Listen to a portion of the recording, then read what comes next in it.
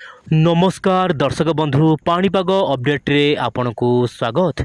दर्शक बंधु देश उपरे पुणी एक लघुचापर स्थिति देखा मिल पारे बोली मॉडल माने भिन्न भिन्न आकलन वर्तमान जारी करछंती। तेबे वर्तमान परिस्थिति रे लघुचाप को लेकिन कौन रही बड़ खबर ता सहित आगामी दिन में केमिति हेबो शीत एवं वर्तमान मौसुमीर प्रणाली केमिति रही आज भिडियो निश्चय पर जानिबा। आज हूँ दर्शक बंधु डिसेम्बर 4 तारिख एवं केमिति रहबो पाणीपाग स्थिति आसंतु आलोचना करिबा। आपण मोबाइल स्क्रीन देखंतु बंगोपसागर जो सृष्टि होइतिला लघुचाप ता आरब सागर जाइकी गोटे छोट घूर्णिबल रूप धारण करछि, किंतु यार प्रभाव केवल गोवा केरल यार आखपाख अंचल में देखा मिल पारे। तेबे दर्शक बंधु वर्तमान आप मोबाइल स्क्रीन देखिपे वायुर चलन माध्यम मुझे कहवाक चाहिए कौन सब रही भारत उपर पाणीपागर प्रणाली। आप देखंतु आरब सागर में गोटे घूर्णिबल सृष्टि होइछि, ता सहित गल्फ ऑफ थाईलैंड पाखरे गोटे लघुचाप केन्द्र सृष्टि होइछि, ता सहित इंडोनेशिया पाखरे गोटे छोट घूर्णिबल सृष्टि होइछि। किंतु तीनोटी जो डिफरेंट पाणीपागर प्रणाली देखा मिलुछि, इंडोनेशिया पाखरे जो घूर्णिबल सृष्टि होइछि ताहा परवर्त समय लघुचाप रूप नहीं पारे बोली विभिन्न मॉडल आकलन करुछंती। यही समय मध्य उत्तर पश्चिम दिगरू शुष्क वायु ता सहित ठंडा वायु आसुछि, देशर विभिन्न भाग में बढ़ी पारे शीतर स्थिति। तेबे दर्शक बंधु आपण मोबाइल स्क्रीन रे वर्तमान देखिपे मु मोबाइल को सामान्य स्क्रोल डाउन करुछि। इंडोनेशिया पाखरे जो घूर्णिबल रही धीरे धीरे आपनकर उत्तर पश्चिम दिग को जाइकी दक्षिण अंडमान सागर आखपाख अंचल में पहुँचब।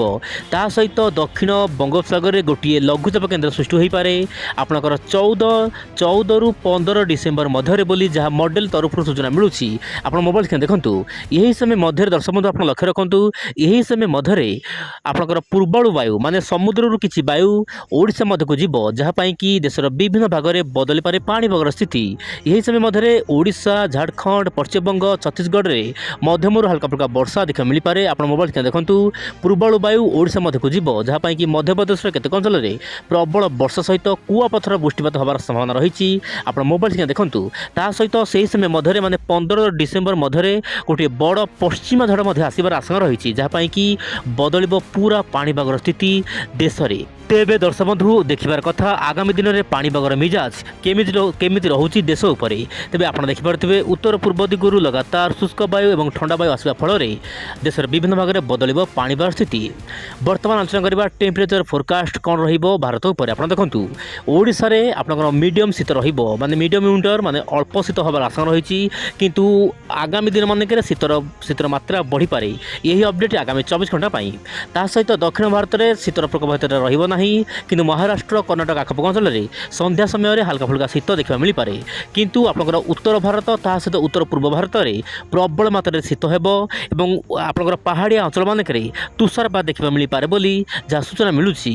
सेहीपरि आपनकर राजस्थान दिल्ली पंजाब हरियाणा यही सब स्थान मानक दिन तापमात्रा खसिबा सहित राति में शिशिर पड़ो, माने प्रबल मात्रा शीत होबार संभावना रही। एबे दर्शक बंधु आलोचना करबा आगामी सप्ताह केमिति रहबो देशर पाणीपाग। आपण देखंतु मु आपन पई जेहेतु सहज हबो आपण जानि परिबे ओडिसा रे दर्शक बंधु दक्षिण ओडिसा रे विशेष करी हल्का फुल्का वर्षा रहिबो। आपण मोबाइल के देखि पड़थिबे ता सहित दक्षिण भारत रे मध्ये हल्का फुल्का वर्षा देखा मिल पारे। या सहित आपनकर उत्तर भारत रे पाग मुख्यतः सुकिला रहइबो, किंतु उत्तर पूर्वांचल जेमिति कि रहुछि आसाम मणिपुर गुवाहाटी ता सहित आपनकर सिक्किम एही सब स्थान मानक रे हल्का फुल्का वर्षा बादल बाहरिबा सहित शीतर प्रकोप जारी रहिबो। केतेक अंचल वर्षा मात्रा सामान्य अधिक रही पारे, किंतु ओडिशा आंध्र प्रदेश कर्णाटक महाराष्ट्र यार आखपाख अंचल में वर्षार मात्रा देखा मिल पारे आगामी सप्ताह मध्य। एवं आलोचना दर्शक बंधु कौन रहिबो नुआ सिस्टम रो आगमन। आप जानिथिबे जेपीएस मॉडल सबुदिन गोटे गोटे अपडेट दउछि। सही अपडेट को विंडो चैनल माध्यम मुझे देखा चाहूँगी। आप देखंतु जेपीएस मॉडल आकलन करुछि कि आगामी सप्ताह पर गोटे बड़ लघुचाप आसिबो बंगोपसागर रे, जहाँपाई कि देशर पाणीपाग बदली जीव। विशेषकर 15 डिसेम्बर पर दर्शक बंधु मे भी किसी मॉडल आकलन करुछंती डिप्रेशन बा डीप डिप्रेशन पर्यंत जाइपारे। देखिबार कथा जेपीएस मॉडल यही अपडेट केते सत होउछि। तेबे दर्शक बंधु मु आपको कहबो चाहिबी यही अपडेट परिवर्तन होई पारे। वर्तमान अपडेट अनुसार ओडिशा उपरे आगामी लघुचापर प्रभाव नाही, किंतु आपण विंडो चैनल सहित जड़ित होई रुहंतु आगामी दिनर पाणीपाग अपडेट पाई। तेबे ये थिला पाणीपाग स्थिति जहाँ मु आपको कहली। मु पुणे आसना काली आउ एक नुआ अपडेट को साथ धरी विदा दियंतु। नमस्कार, जय जगन्नाथ दर्शक बंधु।